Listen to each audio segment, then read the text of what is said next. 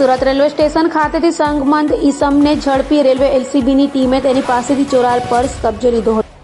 Surat railway station પર railway એલસીબીની team patrolling કરી રહી હતી તે સમયે સુરત રેલવે સ્ટેશન ખાતેથી સંગમંદ ઈસમ ગોપાલ કચાવાને ઝડપી પાડી તેની ઝડપી લેતા તેની પાસેથી રોકડા રૂપિયા મૂકેલ પર્સ મળી આવ્યો હતો, જે અંગે પોલીસે પૂછપરછ કરતા સુરત રેલવે સ્ટેશનમાં નોંધાયેલા પર્સ ચોરીના ગુનાનો ભેદ ઉકેલાઈ ગયો હતો। હાલ તો રેલવે એલસીબી આરોપીનો કબજો સુરત રેલવે પોલીસને સોંપવાની તજવીજ હાથ ધરી છે।